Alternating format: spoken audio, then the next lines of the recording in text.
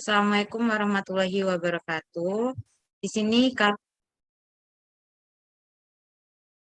presentasikan mengenai analisis Indonesia dengan negara Jepang. Sebelumnya, perkenalkan nama saya Safa Amun Febriwan, moderator, dan rekan saya Hestin Calista Putri, Clarita, Arya Wibisono, Putri Natasha, Solik Monika, Yesa Gunawan, dan Nur Aini. Baiklah, materi yang pertama.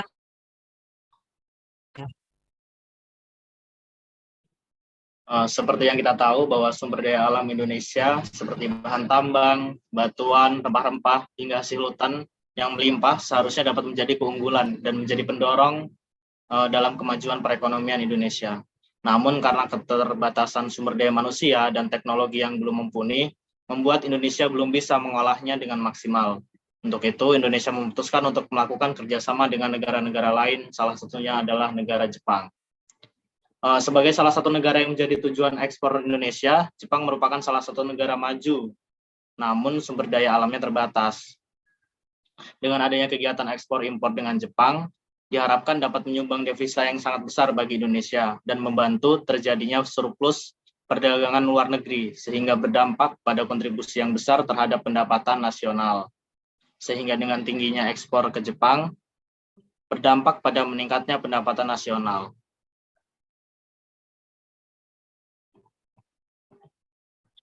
Perdagangan internasional merupakan perdagangan yang dilaksanakan oleh pemerintah antar negara dengan mewujudkan proses pertukaran barang atau jasa yang saling menguntungkan. Model perdagangan standar harus dilandasi oleh 4 hubungan inti, yaitu hubungan antara batas-batas kemungkinan produksi. Yang kedua, hubungan antara harga-harga relatif dengan tingkat permintaan. Yang ketiga, penentuan keseimbangan dunia dengan tingkatan permintaan, dan yang terakhir itu dampak-dampak atau pengaruh nilai tukar perdagangan. Teori perdagangan internasional merupakan teori yang digunakan oleh negara sebagai landasan untuk melakukan perdagangan internasional dengan negara lain. Teori perdagangan internasional dibagi menjadi 3, yaitu teori praklasik merkantilisme, teori klasik, absolute advance dari Adam Smith, komparatif, cost komparatif, production komparatif, atau laba produktif. Yaitu terus ada teori modern, yaitu proportional factor teori, paradox Leontier, dan teori opportunity cost.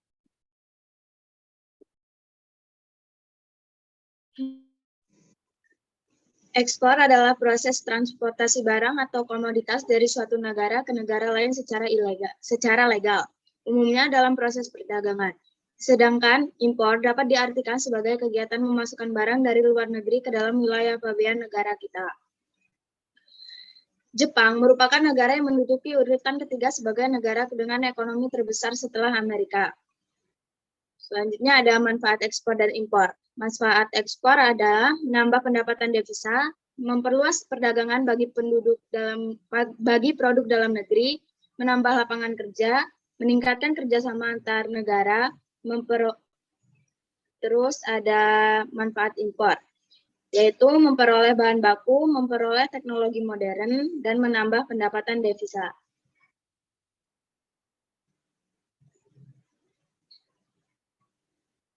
Berdasarkan pembandingan data produk domestik bruto di samping, nilai PDB tertinggi dimiliki oleh Jepang dan nilai PDB terendah dimiliki Indonesia.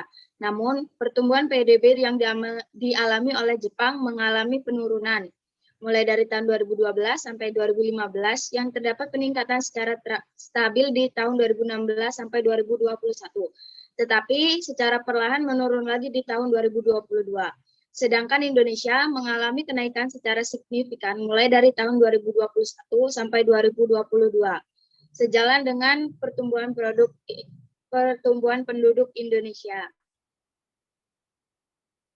yang meningkat sebagaimana pengeluaran.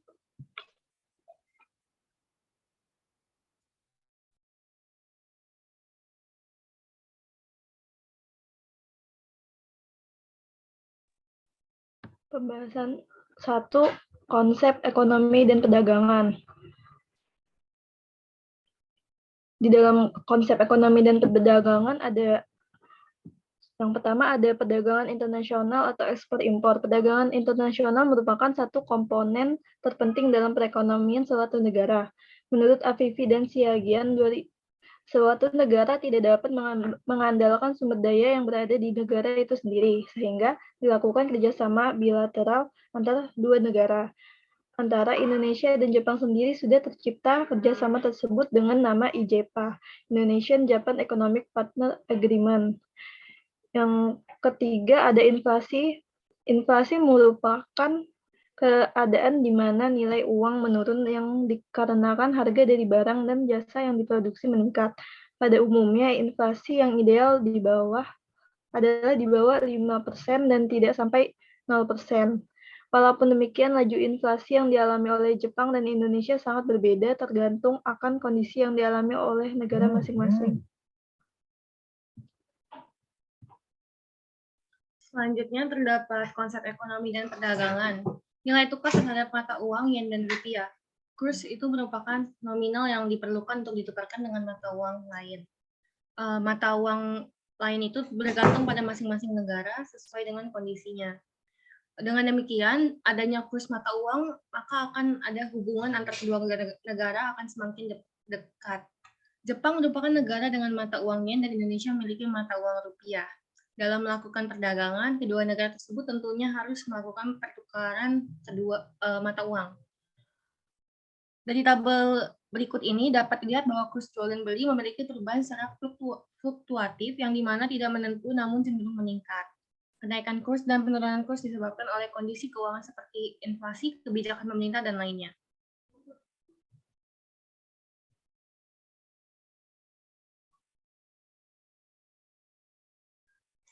Selanjutnya yaitu konsep pemerintahan dan politik. Yang pertama, tingkat upah tenaga kerja. Tingkat upah tenaga kerja merupakan jumlah pendapatan atau gaji yang dibayarkan berdasarkan satuan pekerjaan seperti bulanan, harian, mingguan, atau aktivitas. Tingkat upah ditentukan oleh pemerintah dalam suatu negara. Hal tersebut dikarenakan kondisi perekonomian negara yang berbeda dan bergantung pada jumlah tenaga kerja. Dalam waktu sebulan, rata-rata tingkat upah di Jepang yaitu sebesar 18.624.000, sedangkan di Indonesia yaitu sebesar 4.416.000 rupiah. Selanjutnya, komposisi pemerintah. Dalam sisi perdagangan internasional, pemerintah ikut andil sebagai bagian partisipasi dalam perkembangan. Berdasarkan struktur pemerintahannya, Indonesia menggunakan sistem pemisahan kekuasaan Montesquieu yang dibagi menjadi 3, yaitu eksekutif yang menegakkan hukum, parlemen sebagai parlemen dan yudikatif sebagai pemegang kekuasaan, dan hakim dalam penyelenggaraan hukum. Kemudian sistem pemerintahan Indonesia digambarkan dengan adanya lembaga-lembaga yang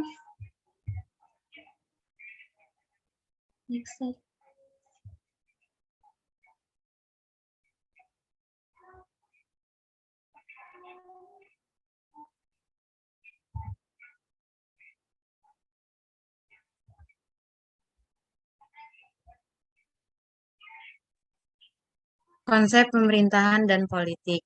Iklim politik. Berdasarkan KBBI, iklim politik merupakan suasana politik dan keadaan percaturan politik.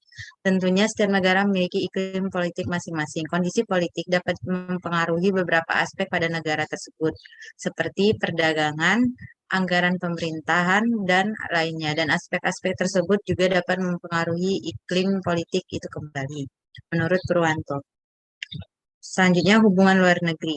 Setiap negara memiliki cara masing-masing untuk menjaga relasi dengan luar negeri. Jepang dan Indonesia memiliki hubungan.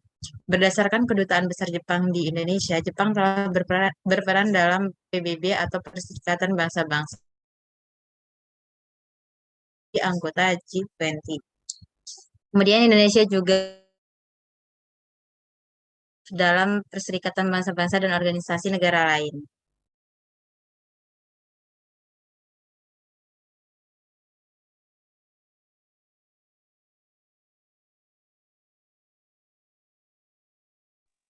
Selanjutnya, faktor pendukung terjadinya impor-ekspor antara Indonesia dengan Jepang.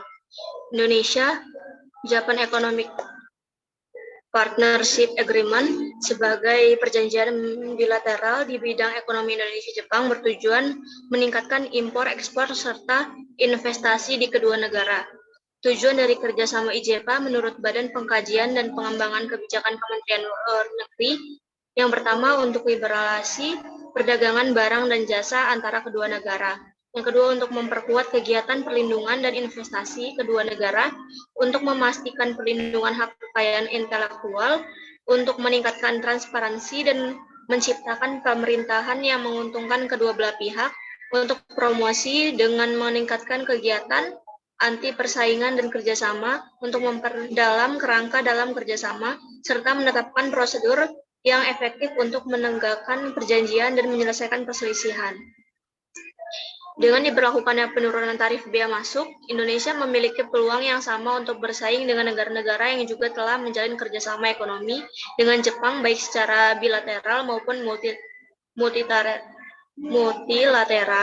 Dengan keringanan, tarif memperjelas secara preferensi dapat mendorong keunggulan produk dari Indonesia di pasar Jepang. Produk keunggulan dari Indonesia dapat dengan mudah untuk masuk ke pasar Jepang dan menyaingi produk dari negara mitra Jepang yang lain. Melalui pengoperasian IJPA, Indonesia akan berusaha untuk dapat meningkatkan produktivitasnya sehingga meningkatkan PDB negara.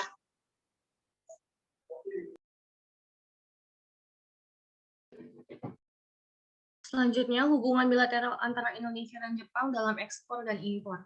IJPA atau Indonesia-Japan Economic Partnership Agreement itu merupakan bentuk kerjasama ekonomi bilateral antara Indonesia dan Jepang yang bertujuan untuk meningkatkan kegiatan impor, ekspor, dan investasi di kedua negara.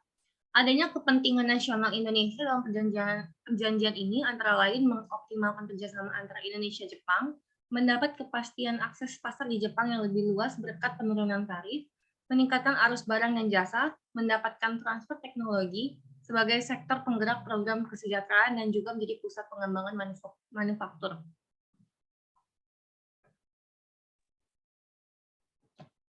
Jadi kesimpulannya, ekspor impor merupakan hal yang sangat penting untuk pertumbuhan ekonomi Indonesia. Ekspor impor itu sendiri adalah prestasi penjual dalam usahanya untuk menyerahkan barang kepada pembeli di seberang lautan. Jepang merupakan salah satu negara maju, namun memiliki sumber daya alam yang terbatas. Oleh karena itu, untuk memenuhi kebutuhan penduduk di negaranya, Jepang melakukan kerjasama bidang perdagangan internasional sebagai negara konsumen bagi Indonesia. Dengan adanya kegiatan ekspor-impor dengan Jepang, diharapkan dapat menyumbang devisa yang sangat besar bagi Indonesia dan membantu terjadinya surplus perdagangan luar negeri, sehingga berdampak pada kontribusi yang besar terhadap pendapatan nasional. Terdapat konsep perbedaan ekonomi dan politik antara Indonesia dan Jepang. Pada konsep ekonomi, terdapat perbedaan dalam produk domestik bruto, di mana nilai PDB tertinggi dimiliki oleh Jepang dan nilai PDB terendah dimiliki oleh Indonesia. Lalu terdapat perbedaan pada perdagangan internasional. Selanjutnya, perbedaan pada tingkat inflasi, di mana laju inflasi yang dialami oleh Jepang dan Indonesia sangat berbeda, tergantung akan kondisi yang dialami masing-masing negara. Dan yang terakhir yaitu perbedaan pada nilai tukar terhadap mata uang, yen dan rupiah. Pada konsep pemerintahan dan politik, terdapat perbedaan dalam tingkat upah tenaga kerja karena kondisi yang berbeda. Selanjutnya yaitu perbedaan pada komposisi pemerintahan, di mana Indonesia menggunakan sistem pemisahan kekuasaan, sedangkan Jepang menggunakan sistem pemerintahan parlementer yang mengikuti pembagian. Lalu terdapat perbedaan pada iklim politik, baik Jepang maupun Indonesia tentunya akan mengalami kondisi politik yang berbeda karena fokus dan faktor-faktor lainnya. Sekian, terima kasih. Baiklah, itu tadi presentasi mengenai analisis ekspor-impor Indonesia dengan negara Jepang dari kelompok kami. Mohon maaf bila terdapat kesalahan. Saya Airi, wassalamualaikum warahmatullahi wabarakatuh.